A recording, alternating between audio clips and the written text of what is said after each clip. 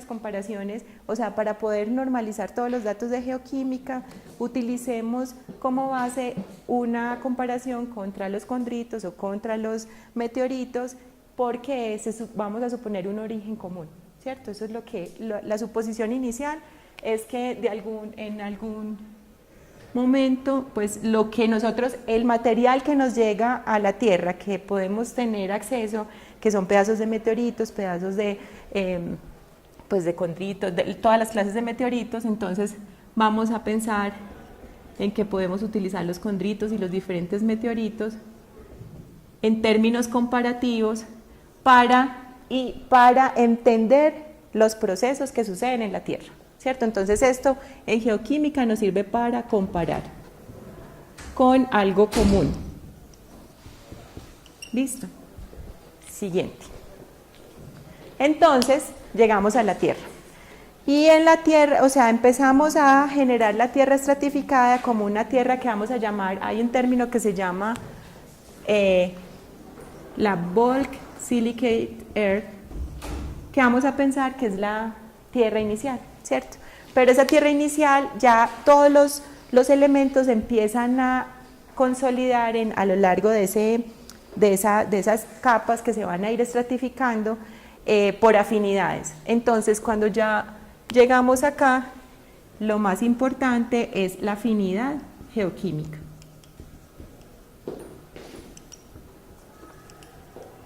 Y esa afinidad geoquímica nos va a decir, listo, hay elementos que les gusta la litosfera, hay elementos que les gusta el manto y el núcleo, y hay elementos que les gusta la atmósfera. Entonces son los litósferos, siderófilos, calcófilos y los atmófilos. Entonces ellos van a, esa afinidad geoquímica es la que nos va a permitir entender si un elemento le va a gustar quedarse con la fase sólida o con la fase fundida o con la fase gaseosa o con la fase fluida. ¿Listo? Te pregunto, pero pues como esa afinidad o esa preferencia por estos elementos, ¿a qué se debe? Bueno, siguiente. Al coeficiente que mencionaste ahorita. Se debe inicialmente, es una cuestión de, pues inicialmente de tamaño, ¿cierto? De radio iónico. Entonces, los elementos que tienen radioiónicos grandes son elementos que no caben fácilmente en ciertos minerales. Entonces en el manto está a altas presiones, y cuáles son los minerales constitutivos, los minerales más importantes en un manto. ¿Qué tipo de roca es el manto? ¿Qué tipo de roca?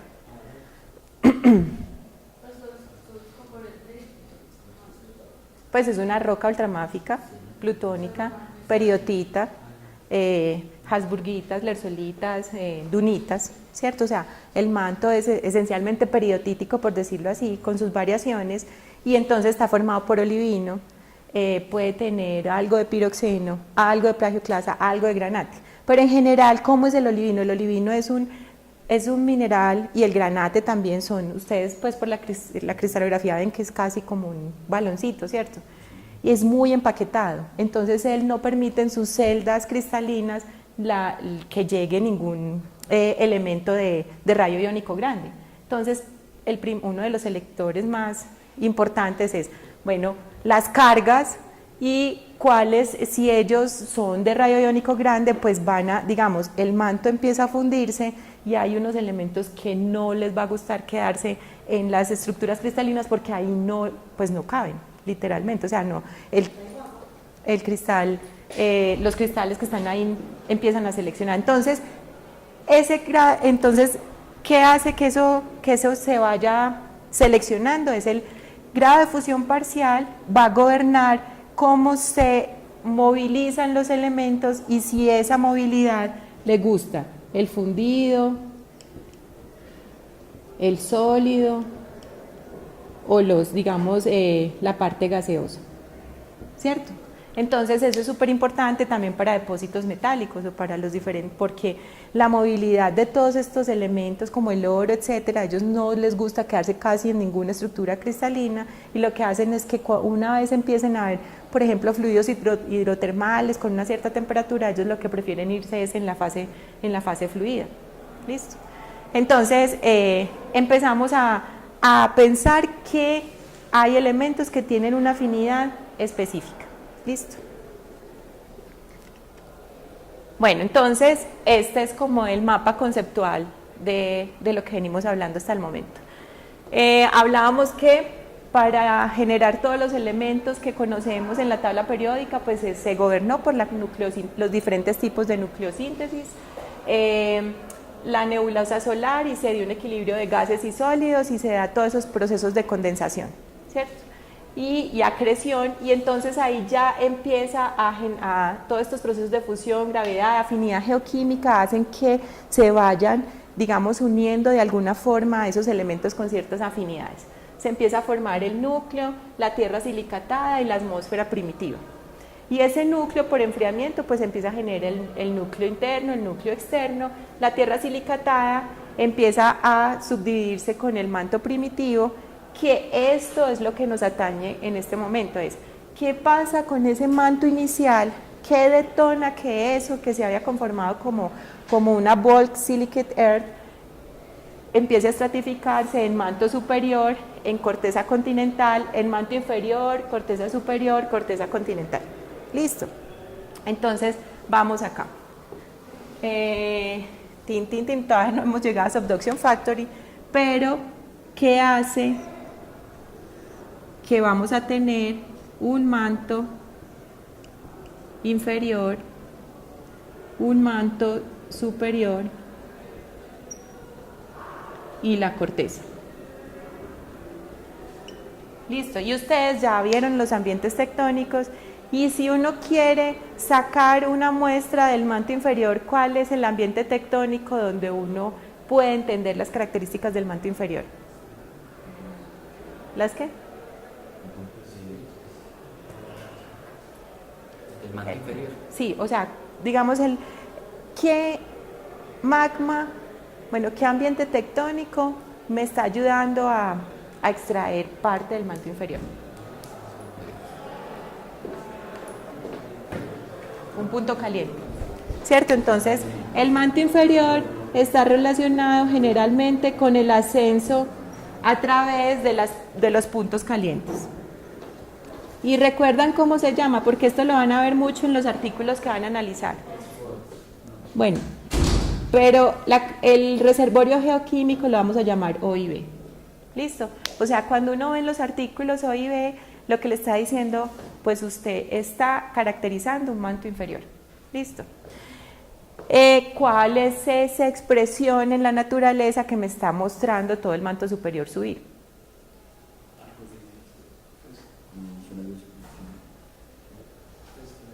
Las dorsales. Usted tiene la dorsal, usted está abriendo, usted está despresurizando, y como el manto superior se inestabiliza porque la presión usted está despresurizando eso, entonces el manto entra en la fusión parcial porque llega, pues porque le está cambiando la variable presión inmediatamente. Entonces usted lo que está haciendo es sacando manto superior. ¿Y cómo lo conocemos en los artículos? Normalmente en ígneas. ¿Cómo llamamos ese reservorio mantélico? MORB. Entonces, Middle Oceanic Ridge Basalts es ese manto. Entonces ya tenemos dos endmembers distintos, ¿cierto? Tenemos un endmember que es profundo, que es el OIB, un endmember que es el más somero, que es el MORB, y ya vamos a ver todo lo que se genera aquí, ¿cierto? Y algo que es la corteza, y la corteza no es solo una corteza. ¿Quién me recuerda cómo está estratificada la corteza? ¿Cuál es la discontinuidad de la corteza del manto? Entonces este es el mojo, ¿cierto? Más o menos, ¿a cuánto está el mojo? Depende, digamos, normal, un mojo en corteza continental normal, sin una cosa muy... no en un ambiente muy específico. ¿A cuánto más o menos? En continente. En Colombia. 40 kilómetros, más o menos, ¿cierto? Bueno, 30, 40, listo. Y anómalo, una corteza anómala. Tipo Chile. Sí, bueno, allá ya, porque ya estamos muy alejados, ya pues acercándonos a la parte más cratónica, pero digamos, si estratificáramos en ígneas, de pronto lo vieron, las zonas volcánicas de Sudamérica, entonces todo el arco formado en Sudamérica tiene diferencias. Está la zona volcánica sur, está la volcánica central y está la norte, que estamos localizados en la zona volcánica del norte.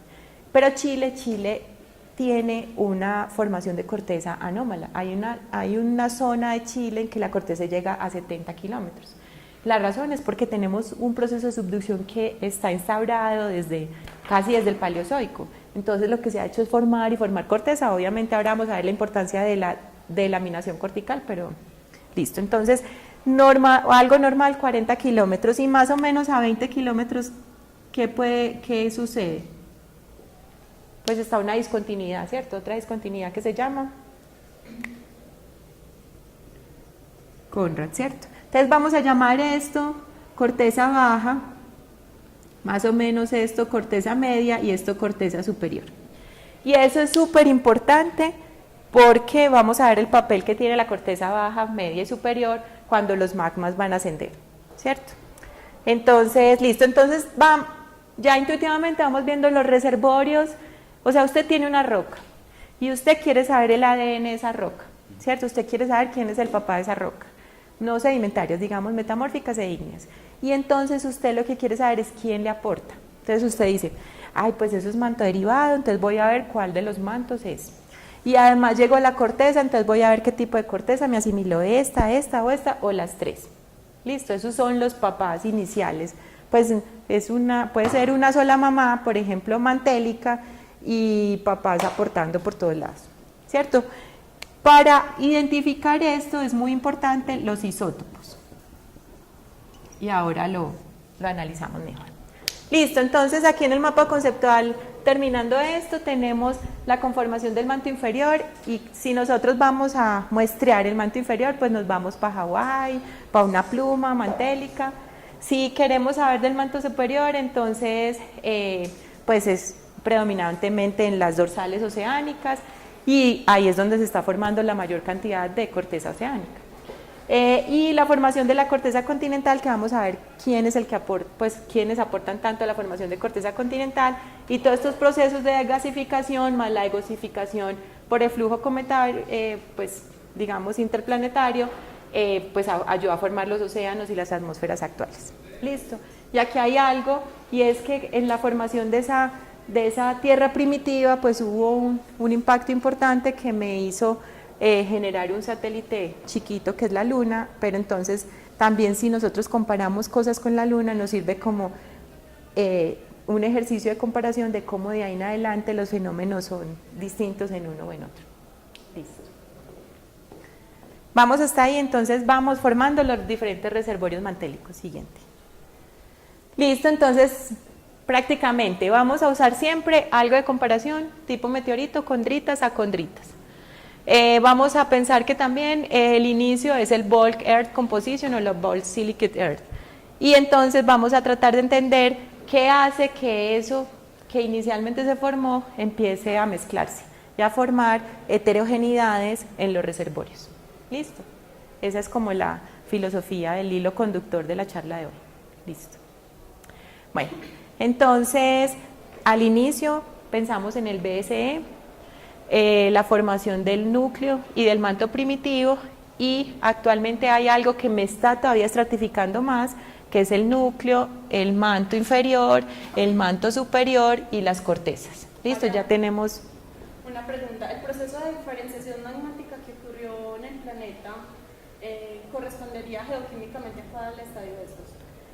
La diferenciación magmática inicial... Ya voy, ya llegamos ahí. Listo, siguiente.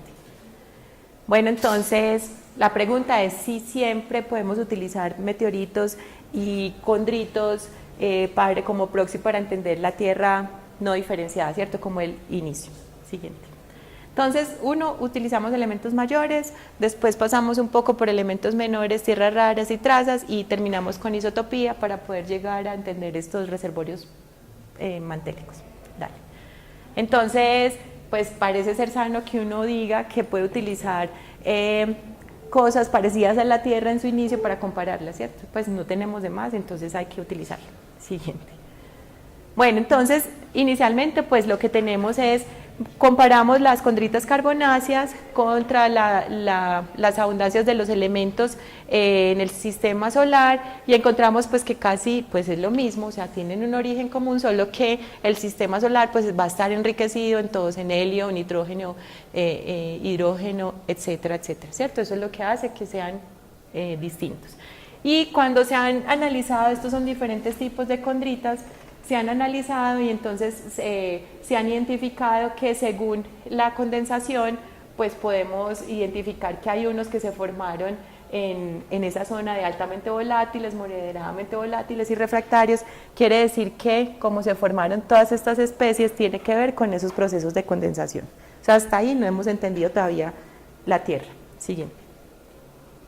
Entonces, por ejemplo, este gráfico con elementos mayores lo que me muestra, hay un tren de fraccionamiento cósmico, listo, entonces por ahí todo esto es condensación, pero lo diferente con la Tierra es que me sigue un tren de este estilo, es decir, un enriquecimiento, pues tenemos un terrestrial array, que quiere decir que tenemos un origen común, ¿cierto? Aquí, y de ahí en adelante hay algo que me hace que que se vaya diferenciando, y entonces intuitivamente lo que hace que eso se vaya diferenciando es la fusión parcial, y si hay fusión parcial, ¿quién me recuerda que hace que el manto empiece a fundirse?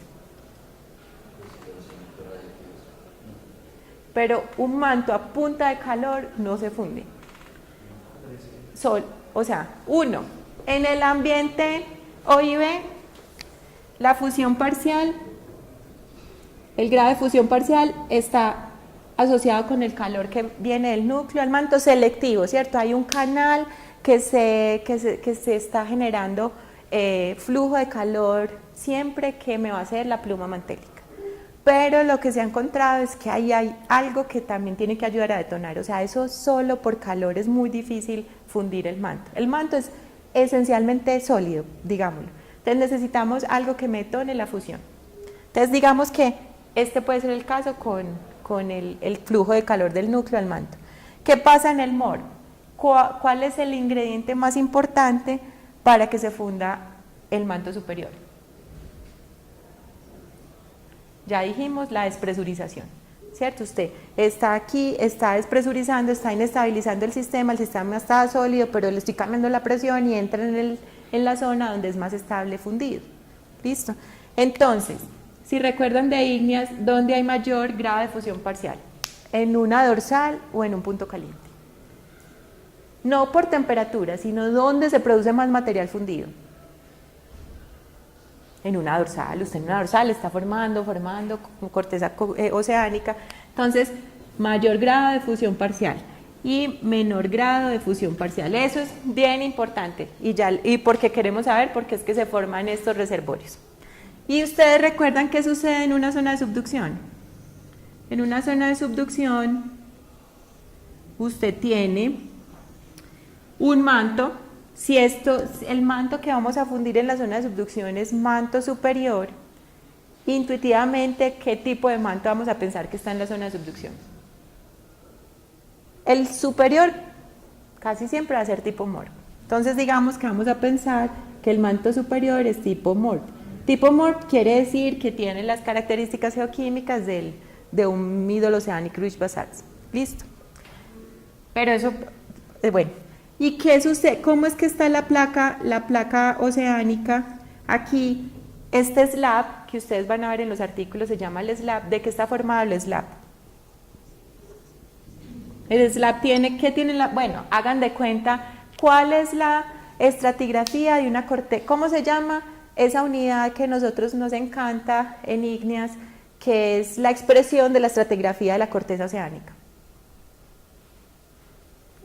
Las ofiolitas, ¿cierto? Una ofiolita es como si usted coge la corteza oceánica, pues ya la tiene aquí en los alrededores de Medellín, se supone, y entonces usted empieza a decir, bueno, esto es un pedazo de corteza oceánica, pero esa corteza oceánica, ¿qué tiene?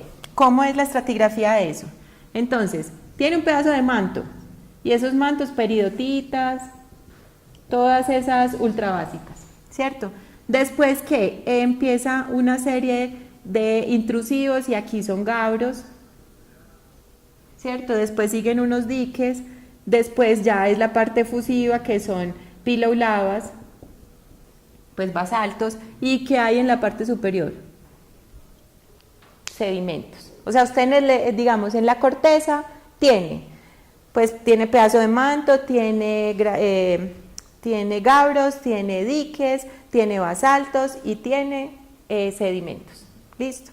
Y entonces pues eso se formó. Y usted lo que va a hacer es empezar, ese slab es lo que va a entrar en la zona de subducción.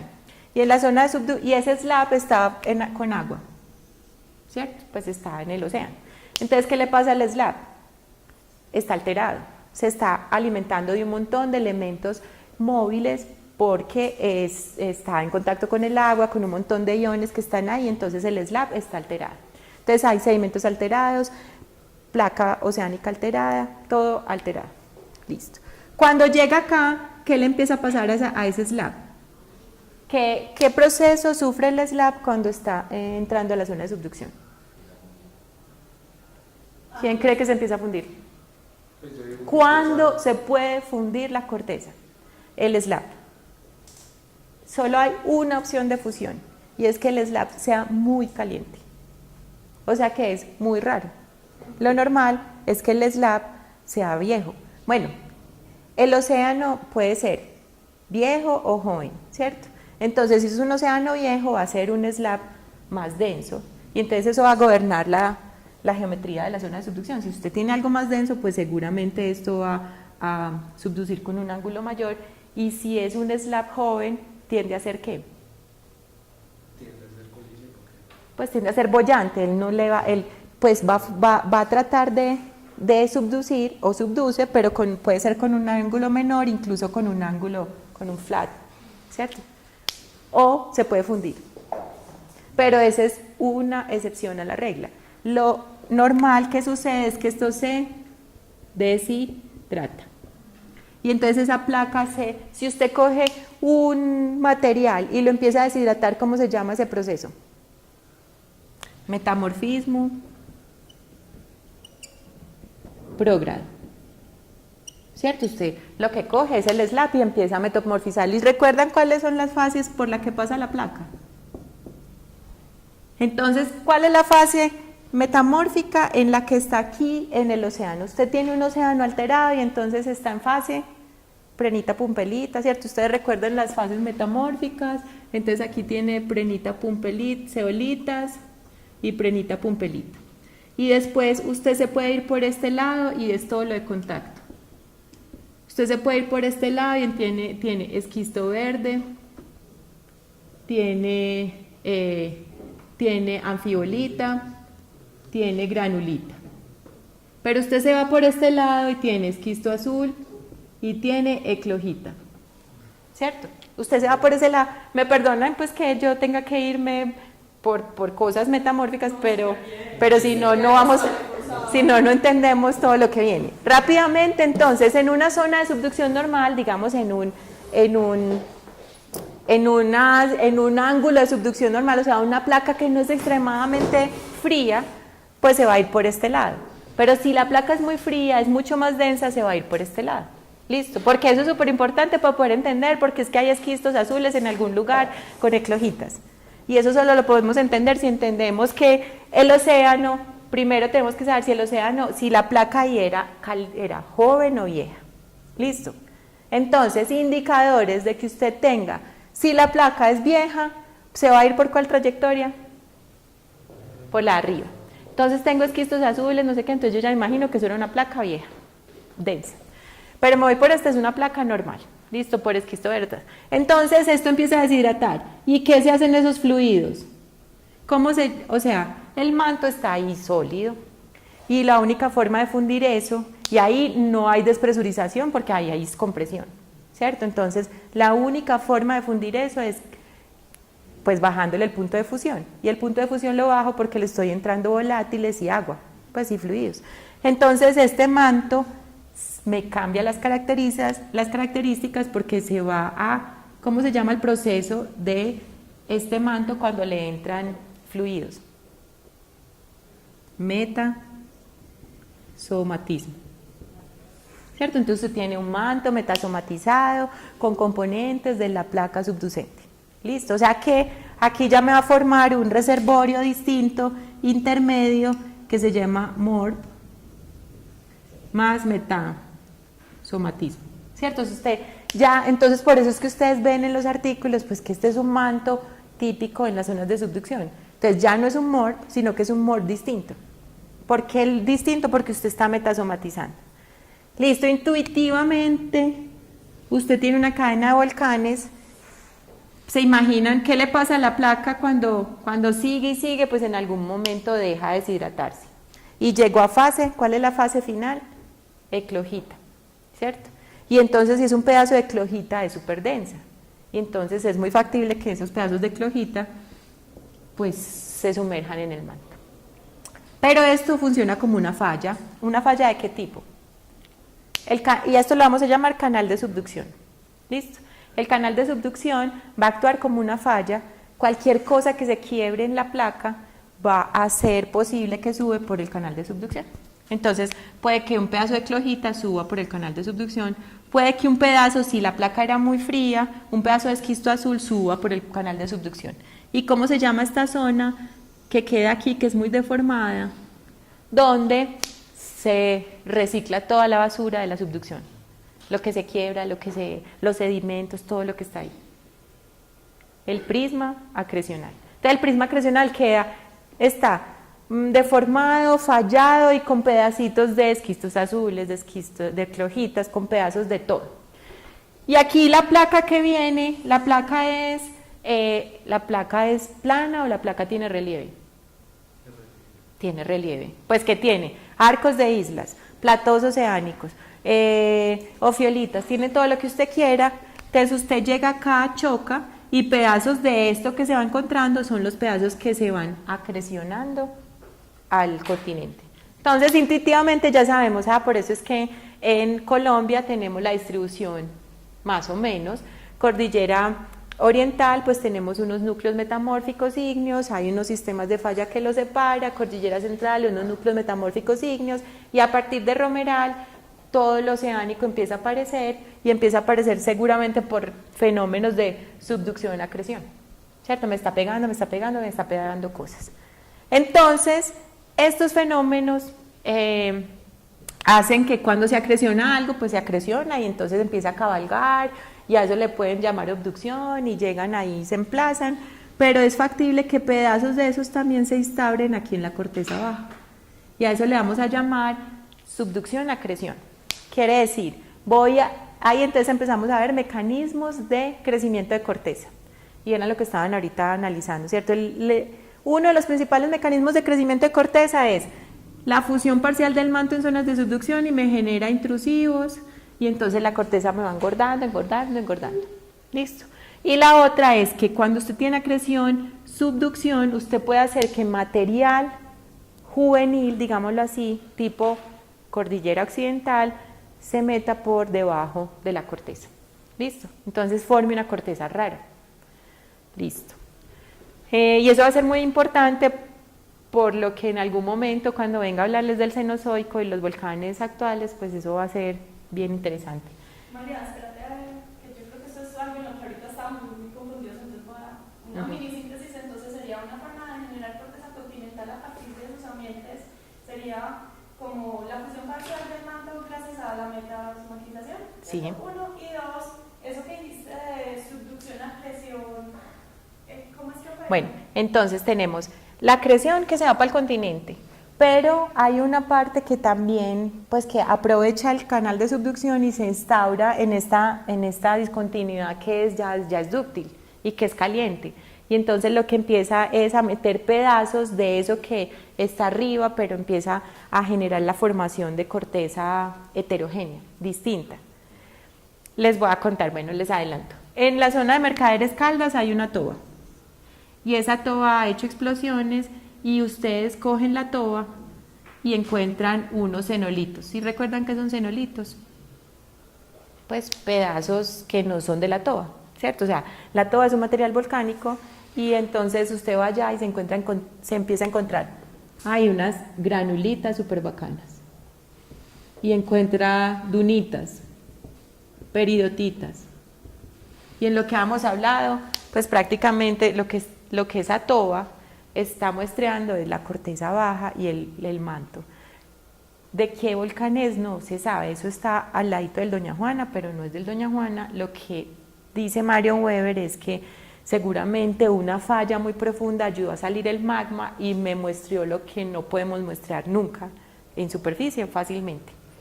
Entonces ella hizo ese análisis y analizó esas granulitas de la corteza baja y le dio una corteza muy rara que ya vamos a entender, pero se llama jaimio. Entonces aquí entre todos estos tenemos, listo, vamos a las heterogeneidades. Entonces lo más empobrecido, mort. Después vamos a entender que hay un EM1. Después que hay un M2, después que hay un jaimio y después que hay un OIB. Entonces, para que se ubiquen, mira el Oceanic Ridge Basalt, Oceanic Island Basalts y varios tipos de manto que vamos a entender con Subduction Factor y cómo se formaron. Listo. Pero volviendo al cuento, es que estas granulitas daban esa composición tipo jaimio.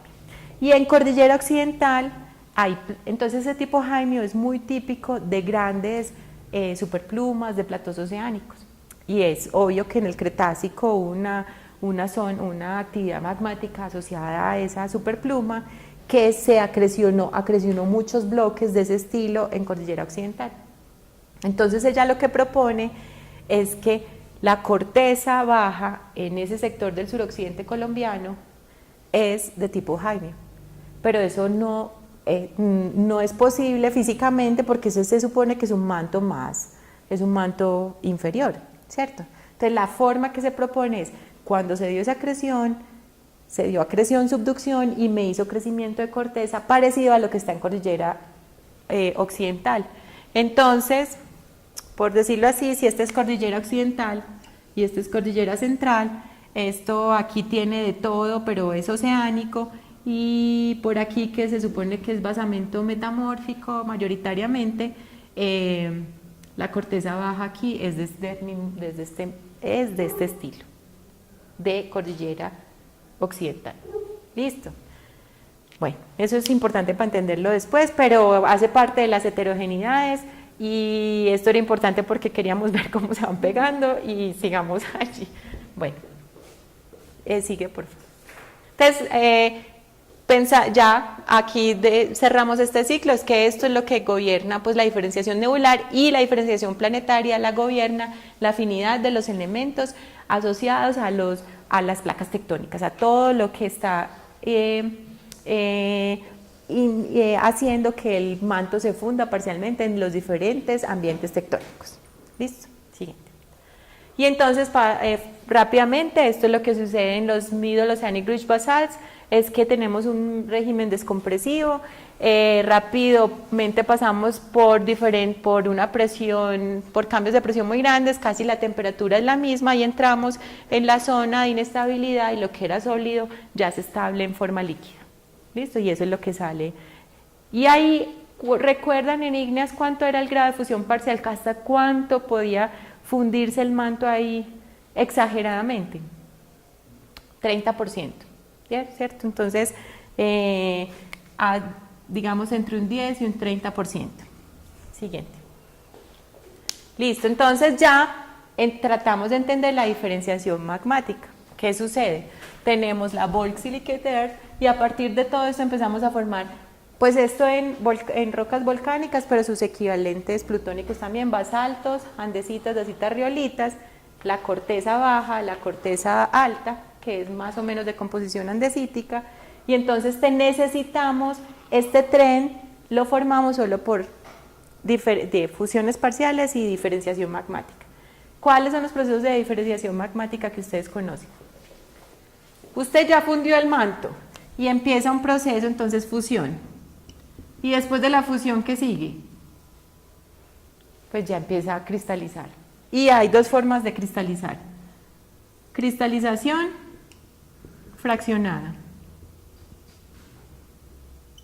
o assimilation and fractional crystallization. Entonces, cuando leen sus artículos les va a decir, en esta zona de Chile lo que predomina es una FC, Assimilation and Fractional Crystallization, ¿sí? O cristalización fraccionada. ¿Qué quiere? Prácticamente cristalización fraccionada es la serie de reacción de Bowen, ¿cierto? Que usted coge y va cambiando la temperatura y va formando, pues eso es súper ideal. Usted va formando desde el basalto, después la andesita, la dacita, la riolita. ¿Listo? Prácticamente ustedes, estos casos son muy escasos y entonces el magma normalmente no está solo, sino que está en un entorno donde empieza a asimilar. ¿Listo? Y eso es importante para entender el caldo geoquímico que se está formando. ¿Listo? Entonces aquí ustedes ven la petrografía y si es ese caso, pues ustedes ven, ay no, es que es súper bonito, en una misma suite magmática encontramos los basaltos sin evidencias de desequilibrio, después una erupción de dacitas, o sea, es como que la misma cámara magmática, ella sola va evolucionando y no hay desequilibrio, nada. Pero usted, lo normal es que encuentre desequilibrios texturales, y entonces usted tiene, por ejemplo, usted tiene cuarzo y olivino juntos, muy seguramente el olivino coge y se cubre con una especie de reacción y casi que tiene toda la serie de reacción de Bowen para poder estar con el cuarzo juntos, ¿cierto? Entonces usted dice, esto aquí no fue una cristalización fraccionada, usted aquí tuvo que tener algo extra y eso es lo que llamamos assimilation o fractional crystallization. ¿Listo? Entonces este es el fenómeno seguramente más usado. Bueno. Para eso entonces hacen los análisis petrográficos, siguiente, listo, siguiente. Bueno, esto lo vieron en Ignas, no lo voy a explicar, pero simplemente es para poder entender cómo se da el proceso de fusión parcial y eso tiene que ver con la concentración de los elementos en el fundido, la concentración de los elementos antes de, o sea, en el manto antes de que se funda, la fracción del fundido producido y la proporción del fundido y la roca. ¿Cierto? Entonces, lo que ustedes hicieron seguramente fue un ejercicio donde el profe o la profe les dijo, bueno, asuma que este es el manto, ese manto tiene esa mineralogía, tiene tales concentraciones iniciales de estos elementos, póngale una fusión parcial, empiece a modelar y empiece a mirar, tiene un grado de fusión parcial mayor, cómo los elementos les gusta irse, tiene un grado de fusión parcial menor, cómo les gusta. ¿Listo? No me voy en el detalle, pero sí explico lo que sale de ahí en la siguiente, para que podamos entender. Entonces, estos son concentraciones iniciales en el manto antes de que se funda y lo que se va en el líquido. ¿Listo? Y este es el grado de fusión parcial. Y entonces lo que vemos es, ¿quién me dice que vemos? Si tenemos grados de fusión parcial pequeños, como estos, lo que hablábamos era que el MOR llegaba hasta acá, digamos, entre estos rangos, pero la pluma mantélica y el ambiente de subducción normalmente está entre 0 y 10 grados de fusión parcial, ¿cierto? Listo. Entonces, cuando hay un grado de fusión parcial pequeño, los elementos más volátiles, ¿qué le pasa a los elementos más volátiles? Si el grado de fusión parcial es pequeño, los primeros que se van son los de radio iónico grande, los más volátiles, a ellos no les gusta quedarse en el manto y cogen y se van. Entonces las concentraciones son mayores. Pero usted está fundiendo más y más y más y más y prácticamente volátiles y, digamos, llamémoslos a estos no conservativos y conservativos, se van a comportar muy parecido. Listo. Entonces ya les había dicho, el ambiente tectónico donde hay mayor grado de fusión parcial es el MORB. Listo. Y entonces estamos en estos rangos. Entonces va a estar enriquecido, empobrecido en volátiles. Si tengo un grado de fusión parcial grande. ¿Cómo? Empobrecido. Por eso es que el MOR es un manto empobrecido. Entonces vamos a decir que las características de un MOR es que tiene, y a eso los vamos a llamar lile, si recuerdan en geoquímica. Los liles son lion, pues dice como large ion, bueno, elementos de radio iónico grande. ¿Listo? Entonces, ¿quiénes son? Los elementos alcalinos, el rubidio, el bario, todos ellos. Listo. Entonces, los lili aquí son muy poquitos. Y si tengo grados de fusión parcial pequeños, va a ser un manto enriquecido. Es decir, los Lille van a estar ahí. Lille mayores. Listo. Y los de radio iónico pequeño, aquí los vamos a llamar los heavy, van a estar enriquecidos, y aquí los heavy van a estar pues menos enriquecidos que con respecto a ese. Listo. Entonces tenemos manto empobrecido, manto enriquecido. Cuando nos dicen manto empobrecido enriquecido, pues lo que normalmente quiere decir es en términos de elementos, la diversidad de elementos y pues la cantidad.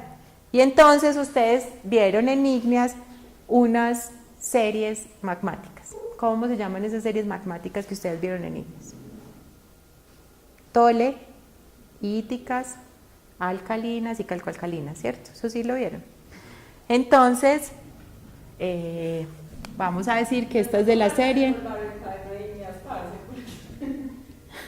Esta es de la serie toleítica.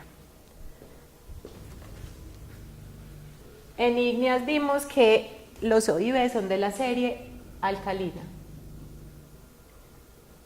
Y estos van a ser toleíticos alcalinos, depende del grado de fusión parcial y de la profundidad. ¿Listo? Entonces, ustedes tienen muchos basaltos y los van a analizar y les hicieron, ¿cómo es que ustedes hacen esta clasificación de las series? ¿Sí lo recuerdan? Pues hay unos triangulitos, hay unos gráficos, y en esos gráficos ustedes meten el contenido de álcalis total contra sílice, y entonces ahí le va a decir, usted está en la serie calcoalcalina. Bueno, y hay otra que todavía no hemos llamado, que se llama calcoalcalina, ¿cierto? Y ahorita hablamos de eso. Listo, entonces ustedes solamente con elementos mayores tienen una cantidad de basaltos, dijeron, no, me encantan los basaltos y voy a ir a cordillera central, cordillera occidental, a todos lados, y no tengo ni idea de cuál es el ambiente tectónico. Entonces lo primero que usted hace es geoquímica de elementos mayores, y con elementos mayores usted lo que hace es identificar la serie magmática, y entonces usted dice, me dio toleítica, ¿será que es MOR? O es alguna de estas, o es alcalina, ya no es MOR, y entonces ya se va pensando que es alguno de estos, o es calcoalcalina, y usted sí dice de una, no, eso es subducción, ¿cierto? Entonces calcoalcalina es típica en subducción. Listo. Bueno, entonces para eso les sirvió los elementos mayores, y ya entendieron que cuando decimos que este es empobrecido, y entonces muchas veces aparece depleted mantle, y esto es enriquecido, enriched mantle. ¿Listo? Listo. Pero uno también puede tener basaltos tipo MOR en una dorsal. Entonces uno ahí también a la No, también no, siempre va a tener en una dorsal. Es en una dorsal, pero entonces en una dorsal uno también diría que son series calcoalcalinas. No. Entonces aquí llegó esta máquina y me cambió lo que era esencialmente tipo MOR, porque el fenómeno dejó de ser por descompresión y metasomatizó este manto y me le dio características distintas. Entonces esta es una derivación del proceso, porque lo que fundió el manto ahí fue a partir de fluidos que salieron de la placa subducente. Pero entonces uno se puede encontrar rocas basálticas de afinidad MOR, censo estricto de dorsales que no son calcoalcalinas, y si tienen alguna evidencia de calcoalina, entonces uno ya sabe que el ambiente de formación fue subducción. Uno puede encontrar las dos cosas en la vida real, ¿o no? No, digamos que si usted es muy, muy suertudo y usted su basalto le dio calcoalcalino, usted dice ya es subducción, ¿cierto? Si le dio tipo MORP, entonces usted ya empieza a ver dónde es. Pero más que tipo MORP, si le dio toleítico. Si le dio toleítico, usted dice, toleítico puede ser en subducción, porque puede ser un arco inmaduro, donde todavía el proceso no ha sido muy consolidado, entonces es inmaduro, o está asociado a un MORP, o está asociado a estos, o si es OIB estricto debe ser alcalina. Listo, pero como el OIB estricto nació en la interfase núcleo-manto, entonces eso sube aquí y tiene diferentes niveles donde donde se va recargando. Entonces cuando sale el volcán tipo Hawái, usted tiene series alcalinas y toleíticas, porque lo que le está muestreando es un bombeo que viene desde del manto inferior, pero se encontró con magmas en el manto superior. Entonces usted puede tener en una pluma toleítico alcalino, porque es que usted está mezclando diferentes tipos de manto. ¿Listo? Bueno, entonces hizo todo eso, y entonces si le dio toleítico ya dice, no tengo ni idea, tengo que seguir el cuento. Pero esto no solamente lo hacen para basaltos, lo hacen para rocas metamórficas. Entonces usted tiene rocas metamórficas que usted sabe que el protolito es ígneo, y entonces usted también quiere saber qué era el protolito. Entonces por eso cuando uno analiza los artículos de rocas metamórficas, pues lo que encuentra es que hacen también la geoquímica, y dice, ay, pues entonces eso tiene afinidad MORP, eso tiene afinidad calcoalcalina, entonces se supone que el protolito pues estaba en un ambiente tectónico X o Y, ¿cierto? O sea que esto, aunque es para ígneas, lo aplicamos en rocas metamórficas con protolito ígneo. ¿Listo? Bueno, entonces entendimos más o menos por qué es que un manto está más empobrecido y enriquecido. ¿Y en los volcanes qué sucede? Habíamos dicho que esto se deshidrata más acá y menos acá, ¿cierto? ¿Por qué? Porque la placa se va metamorfizando. Entonces se empieza a deshidratar, entonces usted empieza a formar volcanes, y se supone que el grado de fusión parcial del manto cambia, ¿o no? Cuando usted se va alejando de la trinchera, del trench, ¿cierto? Estos volcanes más cercanos al trench, pues va a tener un grado de fusión parcial mayor, y se aleja del trench y va a tener un grado de fusión parcial menor. Entonces, intuitivamente, ¿hacia dónde ustedes creen que los volcanes se van volviendo más enriquecidos en elementos alcalinos? Hacia la derecha. Sí. Entonces, usted tiene un enriquecimiento de todos los alcalinos, entonces por eso es que uno dice, ay, puede ser que los volcanes en el Volcanic Front sean toleíticos y van cambiando a alcalinos, siendo más enriquecidos en potasio. ¿Listo? ¿Por qué? Porque es que usted está fundiendo parcialmente el manto en diferente forma, porque usted tiene deshidratación diferencial a lo largo de la placa. Entonces el muñequito que tienen, que puede ser erróneo, de que yo fundí el manto a partir de la fusión de la corteza que está entrando, es casi imposible, es muy específico, y es de ahí donde sale la teoría de las adaquitas, que de pronto las vieron en ígneas, y es que la placa era muy caliente, entonces es tan caliente que ya no tiene cómo deshidratarse, entonces en vez de deshidratarse se funde, pero es un ambiente muy específico. Entonces cuando hay yo veo mucho en los libros de geología física, es que ponen aquí a la placa toda fundida. No, ¿cierto? Lo que sucede es deshidratación, pues puede que con pequeñas fusiones parciales, pero lo que domina ahí es deshidratación. Siguiente. Perdón, una pregunta. Cuando el porcentaje de la fusión es mayor, entonces cuando está más cerca de la zona de subducción, y la zona es más enriquecida. Al contrario, devuélvete. Pero no habíamos dicho que los porcentajes de 0 y 2 es empobrecida. Al contrario. O sea, menor grado de fusión parcial, que en el caso de subducción está más lejano al trench, entonces va a estar más enriquecida. ¿Cierto? Sí, yo creo que esto da rabia cuando uno, pues yo también vi ígneas, y en la forma en que la vi yo, pero porque siempre solamente me dijeron, pero es que los volcanes se van volviendo más alcalinos cuando se alejan de la trinchera, pero pues ¿por qué no entiendo yo el fenómeno?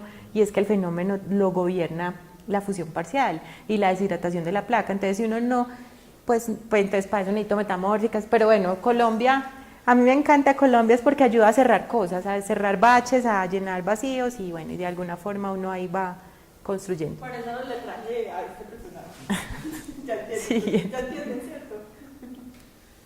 Bueno, entonces, para contestarle la pregunta a Isa, que me le echo la loca, pero vamos a tener un manto, y a ese manto lo vamos a extraer un poquitico de magma por fusión parcial, y entonces esto es D o KD, que es que venimos hablando hace rato, y decimos, pues el KD es mayor que 1, es compatible en el sólido, y el KD es menor que 1, es incompatible en el sólido, ¿cierto? Entonces lo que queremos ver es a quiénes les gusta quedarse en el sólido o en el fundido. ¿Para qué sería el KD? El D o el KD, él es el coeficiente de partición de un elemento cuando se define si le gusta la parte sólida o no. Y entonces eso es un valor, eso son tablas, yo no sé si ese ejercicio lo hicieron en Igneas, pero son tablas que le dice, vea, este elemento, este elemento tiene un KD en esta composición, en este mineral. Pues son varias cosas. Listo, siguiente, Isa.